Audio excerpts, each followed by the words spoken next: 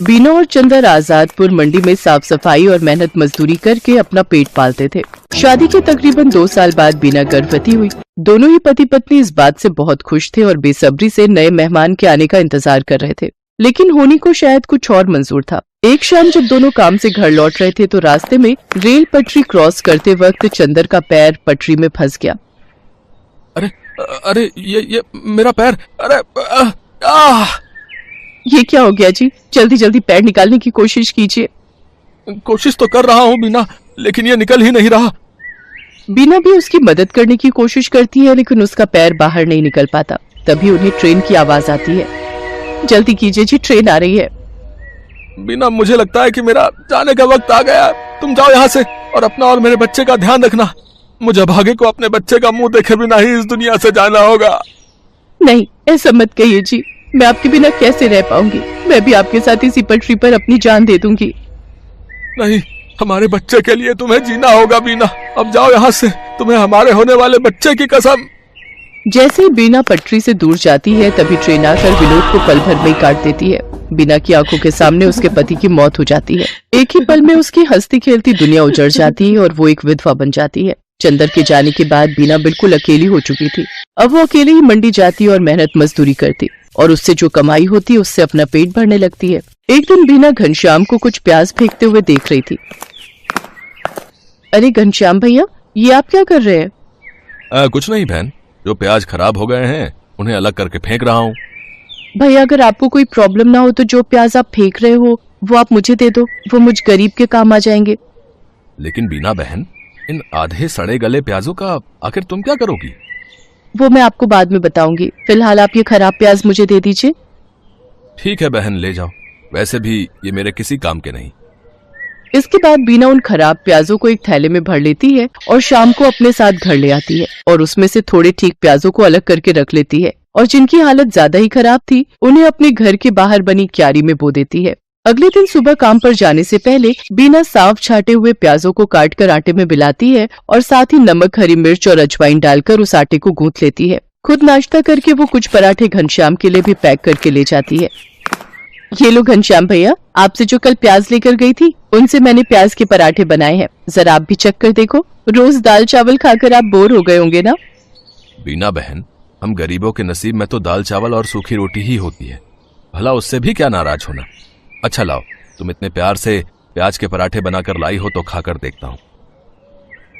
घनश्याम को बीना के हाथ के बने प्याज के पराठे बहुत पसंद आते हैं। ऐसे ही कुछ समय बीत जाता है। बीना को अब 7वां महीना लग गया था, जिस वजह से वो मजदूरी नहीं कर पा रही थी, जिस वजह से उसके घर खाने पीने की तंगी हो गई थी। ऐसे ही एक रोज जब वो खाना बनाने जाती है तो देखती है कि राशन के सभी डिब्बे खाली हैं। हे भगवान, एक बार को मैं तो भूखी रह लूंगी, लेकिन मेरे अंदर पल रही ये नन्ही जान कैसे भूखी रहेगी? इस हालत में तो कोई मुझे काम भी नहीं दे रहा, अब क्या करूं? हाँ, याद आया, अपनी जमीन में थोड़े प्याज उगाए थे ना, क्यों ना उनको निकाल लूं, वो अब पूरी तरह पक गए होंगे। बीना उन प्याजों को निकालती है और पड़ोस से थोड़ा आटा उधार मांग कर ले आती है। उसके बाद स्वादिष्ट प्याज के पराठे बनाती है। उसके पराठों की खुशबू को सूंघते हुए उसकी पड़ोसन आरती वहाँ पहुँच जाती है। अरे वाह बीना, तेरे घर से तो बड़ी ही अच्छी खुशबू आ रही है। आखिर क्या बनाया है तूने? कुछ नहीं बहन, ये प्याज के पराठे बनाए हैं। लो, तुम भी खाकर बताओ कैसे बने हैं। वाह वाह वाह, क्या स्वाद है बीना तेरे हाथों में। अरे इतने अच्छे पराठे तो ढाबे वाला भी नहीं बना पाता। मैं तो कहती हूँ तू प्याज के पराठे का एक ठेला लगाकर बेच और पैसे कमा। जब ऊपर वाले ने तुझे इस हुनर से नवाजा है कि तू इतना अच्छा खाना बना लेती है तो इसका फायदा उठा। उसकी बात बीना को सही लगी और वो मदद के लिए घनश्याम के पास जाती है। घनश्याम के पास एक पुराना ठेला था जिस पर वो गलियों में जाकर प्याज बेचता था, लेकिन जब उसने मंडी में खुद की दुकान ले ली तब से वो ठेला बेकार ही खड़ा रहता था। घनश्याम वो ठेला बीना को देने के लिए तैयार हो जाता है। घनश्याम शाम को अपना पुराना ठेला लेकर बीना के घर पहुंचता है। ये लो बीना बहन, इसकी मरम्मत मैंने करवा दी है, अब तुम इसका इस्तेमाल कर सकती हो। आपका बहुत बहुत शुक्रिया घनश्याम भैया, आपका ये एहसान मैं कभी नहीं भूलूंगी। अगले दिन सुबह जल्दी उठकर बीना सारी तैयारी कर लेती है और मंडी में जाकर अपने प्याज के पराठों का ठेला लगा लेती है। लेकिन काफी देर तक जब कोई ग्राहक नहीं आता तो वो सोचती है, हे भगवान, दिन ढलने को आ गया लेकिन अभी तक एक भी ग्राहक नहीं आया। अगर ऐसे ही चलता रहा तो मैं अपने होने वाले बच्चे को क्या खिलाऊंगी? लगता है अब बिजनेस चलाने के लिए कोई तरकीब लगानी होगी। एक काम करती हूँ, कम दाम करके बेचती हूँ। एक बार मेरे पराठों का स्वाद सबकी जुबान पर चढ़ गया तो वो कहीं और जा ही नहीं पाएगा। इतना सोचकर बीना आधे दाम में प्याज के पराठे बेचने लगती है। कम दाम में बहुत सारे लोग बीना के पराठे खाने लगे। कुछ दिन बीना ने सबको कम दाम पर ही पराठे बेचे, लेकिन फिर जब उसके ग्राहक बढ़ गए तो उसने रेट बढ़ा दिए। लेकिन तब तक वो पूरी मंडी में प्याज के पराठों वाली के नाम से मशहूर हो चुकी थी। कुछ ही दिनों में उसकी अच्छी खासी कमाई होने लगी थी। वो भगवान के आगे हाथ जोड़कर बोलती है, हे भगवान, तेरी कृपा से और कुछ अच्छे लोगों की मदद से मेरा काम बहुत अच्छा चल पड़ा है और मैं अच्छी खासी कमाई कर लेती हूँ। बस मुझ पर ऐसी ही अपनी कृपा दृष्टि रखना ताकि मैं अपने बच्चे को एक अच्छी जिंदगी दे सकूं।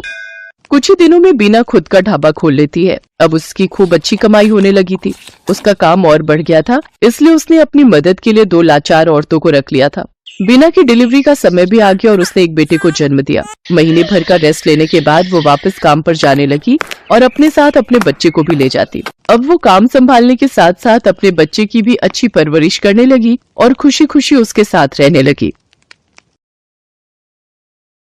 राधिका बच्चों को स्कूल से छुट्टी के वक्त घर लेकर आ रही थी, पर उसकी आंखों में आंसू थे। अब क्या करूं? बच्चों की फीस अगले 15 दिन तक नहीं भरी तो बच्चों का नाम स्कूल से काट देंगे। 6 महीने की फीस कहाँ से लाऊंगी? मुझे कुछ समझ नहीं आ रहा। मम्मी, बर्गर खाना है, बर्गर लेकर दो ना। मम्मी, मुझे भी बर्गर खाना है। भैया, बर्गर कितने का दिया? 10 रुपए का आलू टिक्की और पनीर लगाकर 15 रुपए का है। 10 रुपए वाले 2 दे दो भैया। ये बर्गर बनाना कितना आसान है, अगर इसमें सब्जियां अच्छी लगाकर दो तो। ये लो आपके बर्गर। मम्मी, मुझे पनीर वाला खाना था। भैया, ये लो 5 रुपए और पनीर लगा दो। बस इतना सा टुकड़ा पनीर का, इसके 5 रुपए। ऐसे तो तुम ग्राहकों को लूट रहे हो। बहन जी, 15 रुपए में अब इतना ही पनीर मिलेगा। हमें भी तो बचत करनी होती है। अगर एक ही बर्गर पर ढेर पनीर लगा दिया तो फिर हमने दुकान चला ली।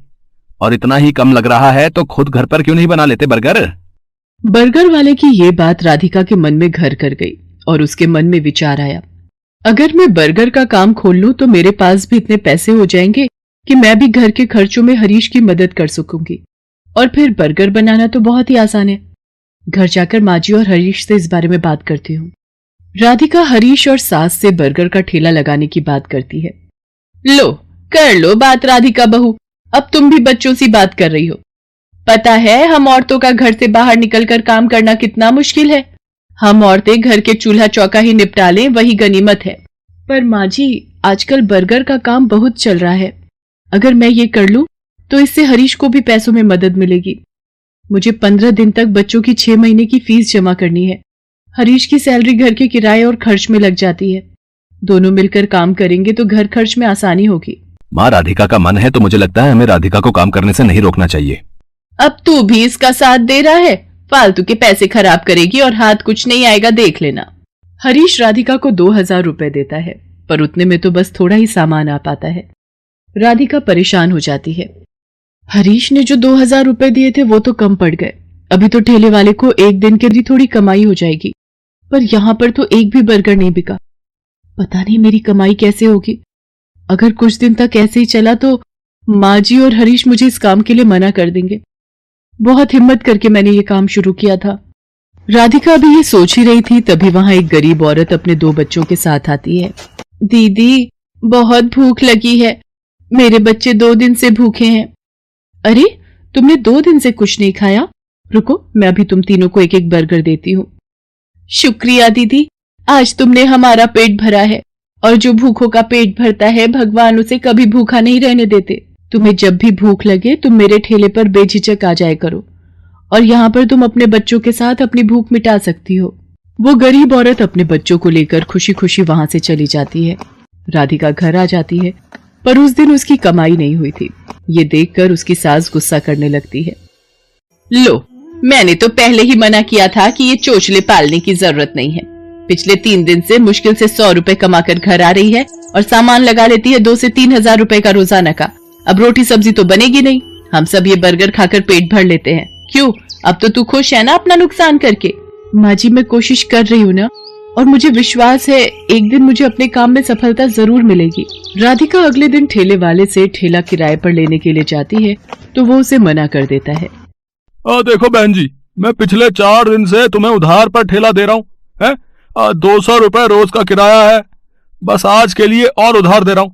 अगर तुमने कल सुबह तक मेरे ठेले के किराए के 1000 रुपए नहीं दिए तो मैं किराए पर तुम्हें ठेला नहीं दूंगा। अब क्या करूं?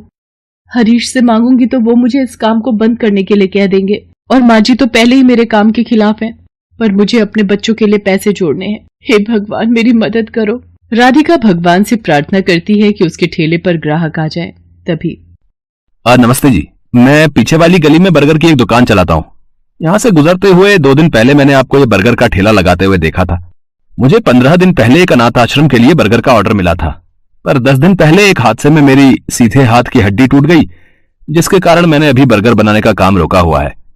पर मैं ऑर्डर के पैसे ले चुका था, इसलिए मैं वहां मना भी नहीं कर सकता। अगर आप उस ऑर्डर के बर्गर बना सकें तो मेरी बहुत मदद हो जाएगी। मैं आपको इसके लिए अच्छे पैसे दूंगा। जी मैं जरूर करूंगी। आप मुझे बता दीजिए कितने बर्गर बनाने हैं। शाम को 4 बजे ही वहां पहुंचना है। जिन्होंने मुझे ऑर्डर दिया है उनके बच्चे का जन्मदिन है, वो अनाथ आश्रम 4 बजे पहुंच जाएंगे। वैसे मैं आपके साथ अपने एक आदमी को काम पर लगा देता हूं जो आपकी इस काम में मदद। छात्र सर, मैंने होमवर्क नहीं किया क्योंकि मैं क्रिकेट खेल रहा था। नहीं, शिक्षक पृथ्वी गोल है, फिर मोहम्मद साहब क्यों खाते हैं सफात?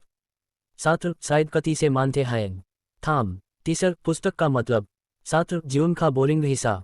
ब्राय छात्र, मैं स्कूल क्यों? मैं घर पर होमवर्क कर सकता हूँ। शिक्षक, ताकि तुम न बोलो कि तुम्हारा शिक्षक क्यों है। बा छात्र, अगर नए लाथिक आम हैं और मैं बा मांगू, क्या बसेगा? सर, आपके बाद आम नहीं बसेंगे। उम्मीद है ये जोक्स आपको मजेदार लगे। करेगा। ये 5000 रुपए आप एडवांस रखो, बाकी के पैसे मैं आपको काम खत्म होने के बाद शाम को दे दूंगा, ठीक है? वो व्यक्ति मानो राधिका के लिए भगवान का रूप बनकर आया था। राधिका की सारी परेशानियां दूर हो जाती हैं। वो अपने उधार के पैसे भी चुका देती है और बच्चों के स्कूल की फीस भी जमा कर देती है। उस व्यक्ति को राधिका का काम इतना पसंद आता है कि वो राधिका के साथ पार्टनरशिप में काम करने लगता है। राधिका अब एक बर्गर की दुकान चलाती थी। राधिका की मेहनत और हिम्मत देखकर उसकी सास और हरीश बहुत खुश थे।